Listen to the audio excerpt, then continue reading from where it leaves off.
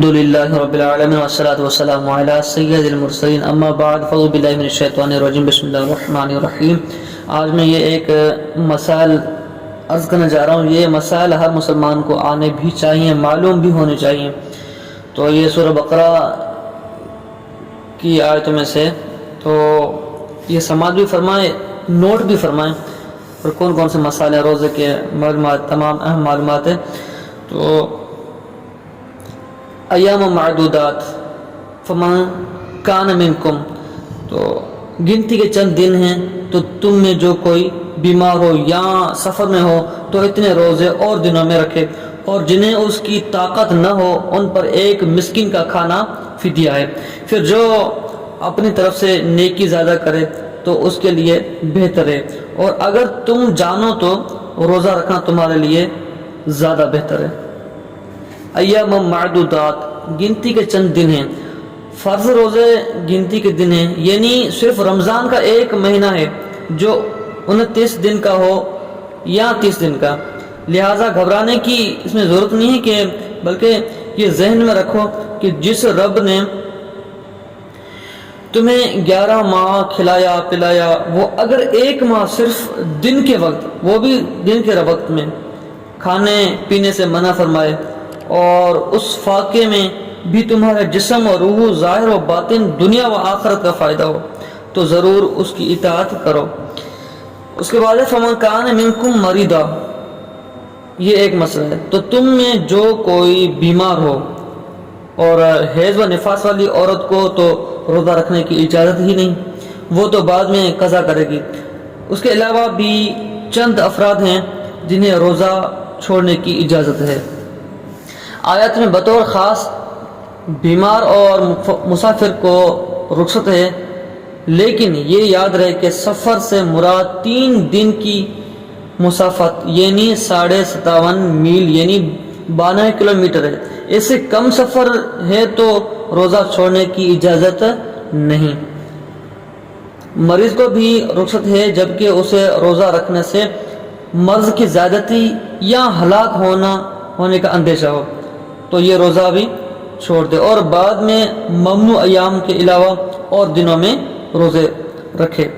البتہ یہ یاد رہے کہ مریض کو محض زیادہ بیماری کے یا ہلاکت کی صرف وہم کی بنا پر روزہ چھوڑنا ہوتا ہے نا، ایک وہم ہوتا ہے روزہ رکھوں گا یہ ہو جائے گا وہ ہو جائے گا، یہ نہیں چلے گا، یہ وہم ہے، تو یہ اس حالت میں چھوڑنے کی اجازت نہیں، بلکہ ضروری ہے کہ کسی دلیل یا سابقہ تجربہ یا کسی ایسے طبیب یا ڈاکٹر کے کہنے سے غالب گمان ہو حاصل ہو، اور جو طبیب ڈاکٹر ظاہری طور پر فاسق نہ ہو۔ روزے کی رخصت کی چند اہم مسائل ہیں۔ نمبر 1، جو فی الحال بیمار نہ ہو لیکن مسلمان ماہر طبیب یہ کہے کہ وہ روزے رکھنے سے بیمار ہو جائے گا تو وہ بھی روزہ چھوڑ سکتا ہے۔ دوسرا مسئلہ یہ کہ حاملہ یا دودھ پلانے والی عورت کو اگر روزہ رکھنے سے اپنی یا بچے کی جان کا، اس کے بیمار ہو جانے کا اندیشہ ہو تو اس کو بھی افطار جائز ہے۔ نمبر 3 ہے، جس مسافر نے طلوع فجر سے قبل سفر شروع کیا اس کو تو روزہ چھوڑنے کی اجازت ہے، لیکن جس نے طلوع فجر کے بعد کیا اس کو اس دن کا روزہ چھوڑنے کی اجازت نہیں۔ اس کے بعد ہے فدیۃ طعام مسکین، ایک مسکین کا فدیہ۔ شیخ فانی یعنی وہ بوڑھا جس کی عمر ایسی ہو گئی کہ اب روز بروز کمزور ہی ہوتا جا رہا ہے، وہ جب روزہ رکھنے سے عاجز ہو، یعنی نہ اب رکھ سکتا ہے اور نہ آئندہ اس میں اتنی طاقت آنے کی امید ہو کہ روزہ رکھ سکے، اس کے لیے جائز ہے کہ روزہ نہ رکھے، اور ہر روزے کے بدلے فدیہ کے طور پر نصف سا یعنی 80 گرام کم 2 کلو سے 80 گرام کم ہو گندم یا اس کا آٹا دے دے یا اس کی قیمت دے دے۔ تو یہ مسئلہ دور مختار میں ہے، لیکن ابھی یہ میں جو نوٹ کر رہا ہوں یہ صراط الجنان میں مسائل یہ درج ہیں سورہ بقرہ میں۔ تو تو یہ بھی یاد رہے کہ اگر فدیہ دینے کے بعد روزہ رکھنے کی قوت آ گئی تو روزہ رکھنا لازم ہو جائے گا۔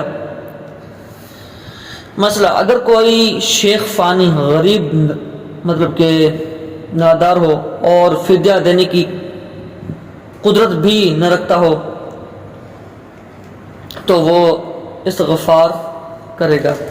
اس کے بعد یہ ہے فَمَا تَطَوَّعَ خَيْرًا فَهُوَ خَيْرٌ لَهُ، جو اپنی طرف سے نیکی زیادہ کرے تو وہ اس کے لیے بہتر ہے۔ فدیہ کی مقدار تو مخصوص ہے، لیکن اگر کوئی زیادہ دینا چاہے تو بخوشی دے سکتا ہے، جتنا زیادہ دے گا اتنا ہی ثواب بڑھتا جائے گا۔ جیسے بعض صحابہ کرام نے نماز کے خشوع و خضوع میں فرض پڑھنے پر انہوں نے بعض صدقہ کر دیا۔ یہاں یہ مسئلہ بھی یاد رہے کہ مسافر مریض کو روزہ نہ رکھنے کی اگرچہ اجازت ہے، لیکن زیادہ بہتر وہ افضل روزہ رکھے، کیونکہ آخری آیت کا جو آخری حصہ ہے وَأَن تَصُومُوا خَيْرٌ لَكُمْ، اور تمہارا روزہ رکھنا تمہارے لیے بہتر ہے۔ تو روزے کے طبی فوائد بھی ہیں، 6 فوائد ہیں۔ نمبر 1، روزہ رکھنے سے معدے کی تکالیف اور اس کی بیماری کم ہو جاتی ہے، اور نظام الہضام جو ہضام ہوتا ہے کہ مطلب کہ وہ بھی بہتر ہو جائے گا۔ اور دوسرا یہ کہ روزہ شوگر لیول کنٹرول کرتا ہے۔ نمبر تیسرا یہ روزے کے دوران خون کی مقدار میں کمی ہوتی ہے اور اس سے دل کو انتہائی فائدہ اور آرام پہنچتا ہے۔ نمبر 4، روزے سے جسمانی کھجاؤ، ذہنی تناؤ اور ڈپریشن کے امراض کا خاتمہ ہو جاتا ہے۔ نمبر 5، روزہ رکھنے سے موٹاپے میں کمی آتی ہے۔ نمبر 6، روزہ رکھنے سے جو خواتین ہوتی ہیں بے اولاد، ہاں ان کے اولاد ہونے کے امکانات کئی گنا بڑھ جاتے ہیں۔ اللہ پاک سے یہ دعا ہمیں ان باتوں پر عمل کرنے کی توفیق عطا